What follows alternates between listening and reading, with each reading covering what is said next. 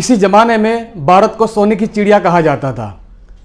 सोने के साथ में मतलब गोल्ड के साथ में भारत का रिश्ता काफी पुराना रहा है, सदियों पुराना रहा है। आज की तारीख में भी आप देखेंगे तो रियल एस्टेट के बाद हम इंडियंस ने गोल्ड के अंदर बहुत सारा पैसा लगाया हुआ है।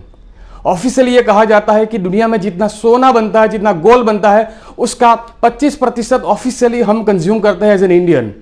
अनऑफिशियली साइड ये फिगर बहुत ज्यादा हो सकता है। अगर आपका भी पसंदीदा इन्वेस्टमेंट्स गोल्ड है या फ्यूचर में आप भी गोल्ड में पैसा इन्वेस्ट करने वाले हो तो ये वीडियो आपके लिए ही है, क्योंकि आज के वीडियो में हम डिस्कस करने वाले हैं कि सोने का लॉन्ग टर्म हिस्टोरिकल रिटर्न्स क्या रहा है, सोने के इन्वेस्टमेंट्स में क्या रिस्क इन्वॉल्व है, बहुत सारी अपॉर्चुनिटी यहाँ पर क्या है या चैलेंजेस यहाँ पर क्या क्या हो सकती है, एंड मोस्ट इंपॉर्टेंटली आने वाले टाइम में गोल्ड के अंदर रिटर्न्स कैसा बन सकता है, किन लोगों को पैसा इन्वेस्ट करना चाहिए गोल्ड में या कितना पैसा इन्वेस्ट करना चाहिए, इन सभी मुद्दों पर हम आप डिस्कस करने वाले हैं। तो इस वीडियो को आप एंड तक जरूर देखें। मेरा नाम अजय कुमार जरीवाला है, मैं एक सर्टिफाइड फाइनेंशियल प्लानर हूं और हमारी चैनल पे आपका स्वागत है, जहां पर हम गोल्ड की बात करते हैं, जहां पर हम ग्रोथ की बात करते हैं और फाइनेंस की बात करते हैं। आइए देखते हैं गोल्ड के इन्वेस्टमेंट्स में चैलेंजेस क्या क्या है।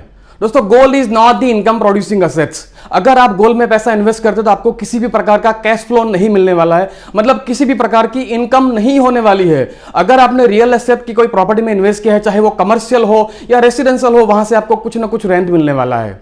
अगर आपने किसी स्टॉक्स में पैसा लगाया हुआ है तो वो एक बिजनेस इन्वेस्टमेंट है और वहां पर जब आप पैसा लगाते हैं आपको वहां पर आपको डिविडेंड मिलने वाला है या वैल्यूएशन गेन भी मिलने वाला है। इवन अगर आपने कोई बैंक डिपॉजिट किया है वहां से भी आपको कुछ ना कुछ इंटरेस्ट मिलने वाला है। लेकिन अगर आपने गोल्ड में पैसा लगाया है तो आपको वहां से किसी भी प्रकार की इनकम नहीं मिलने वाली है। So gold is not the income producing assets, वहां से आपको किसी भी प्रकार का कैश फ्लो जनरेट नहीं होने वाला है। दूसरी एक चीज है issue related the purity. Yes, अगर आप फिजिकल गोल्ड परचेस करो तो शायद आपको 24 कैरेट गोल्ड मिल सकता है। अगर आप वो बुलियन से परचेस करते हो, मतलब आपने गोल्ड बार परचेस किया है या गोल्ड बिस्किट परचेस किया है, आपको वो 100% प्योर सोना मिलने वाला है। लेकिन अगर आपने gold in form of jewellery या ऑर्नामेंट्स के रूप में परचेस किया है तो वहां पर कुछ ना कुछ एम्बिग्विटी डेफिनेटली रहने वाली है, क्योंकि बहुत सारे क्वालिटी स्टैंडर्ड है, जैसे कि 916 या 22 कैरेट गोल्ड या 18 कैरेट गोल्ड या 24 कैरेट गोल्ड और हॉलमार्किंग, ये बहुत सारी क्वालिटी स्टैंडर्ड है और एक आम इंसान के लिए ये क्वालिटी को समझना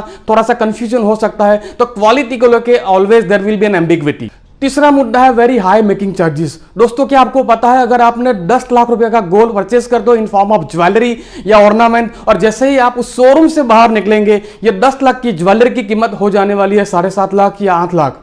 यहां पर मैं गोल्ड के ऊपर जो इंपोर्ट ड्यूटी लगती है वो मैं डिस्कस नहीं कर रहा हूं, बिकॉज जब भी आप ज्वेलरी परचेस करते हो उसमें आप 20 से लेके 25% तक की मेकिंग चार्जेस देने वाले हैं, and this will drag down your returns. अगर आपने ये gold in form of physical भी परचेस किया है, बिस्किट या बिलियन या बार्स के रूप में, वहां पर भी आपको कुछ ना कुछ मेकिंग चार्जेस लगने ही वाले हैं।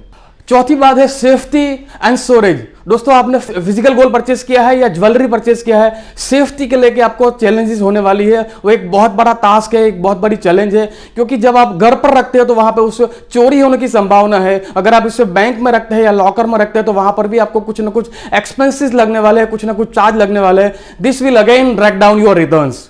ऊपर से ट्रांजैक्शन कॉस्ट भी लगने वाले हैं। अगर आपने gold in form of physical purchase किया है या ज्वेलरी परचेस किया है, आपको कुछ ना कुछ ट्रांजैक्शन कॉस्ट लगने ही वाले हैं। मतलब जब आप गोल्ड परचेस करते हो तब उसकी मार्केट प्राइस से थोड़ा सा ज्यादा देना पड़ेगा, और जब आप बेचने जाते हो तब मार्केट प्राइस से थोड़ा कम प्राइस में बेचने वाले हो आप, तो यहां पर भी आपको कुछ ना कुछ चार्जेस लगने वाले हैं। और कुछ ऐसी बात भी है जिसे हम नजरअंदाज कर जाते हैं। जीएसटी आने से पहले या डीमोनेटाइजेशन होने से पहले बाजार में कैश का कंपोनेंट जाना था और आप जाके इजीली गोल्ड बाजार से परचेस कर सकते थे। लेकिन आज की तारीख में अगर आप गोल्ड परचेस करते हो तो 2 लाख से ऊपर का गोल्ड आप परचेस करेंगे तो आपको पैन कार्ड भी देना पड़ेगा, और यही बात है कि आपको ऑफिशियल मनी से, अकाउंटेड मनी से आपको ये गोल्ड परचेस करना पड़ेगा, मतलब आपको ये पेपर पे दिखाना भी पड़ेगा। इसलिए जब भी आप ये गोल्ड आप बेचने जाओगे तब आपको कुछ ना कुछ कैपिटल गेन भी लगने वाला है। और एक और मिथ है कि जब भी हम गोल्ड परचेस करते हैं तो हमें ये मिथ है कि गोल्ड परचेस करने के बाद उसकी वैल्यू कभी भी कम नहीं होने वाली है। आप 40 साल का इतिहास देख लो, गोल्ड में काफी बार ऐसा भी हुआ है कि गोल्ड में पैसा इन्वेस्ट किया है और उसकी प्राइस नीचे भी गई है, और ऐसा काफी बार हुआ है। सो इन टोटालिटी अगर हम जब बात करते हैं कि मेकिंग चार्जेस हम ले ले या एक्साइज ड्यूटी ले ले या फिर हम कैपिटल गेन ले ले, नेट ऑफ ऑल एक्सपेंसेस जब आप देखेंगे तो actual return from the gold is I opening. आइए हम अब बात करते हैं रिटर्न्स के बारे में। गोल्ड का हिस्टोरिकल लॉन्ग टर्म रिटर्न्स देखेंगे तो it is really very I opening. हम पिछले 40 साल का रिटर्न्स हम एनालिसिस करेंगे।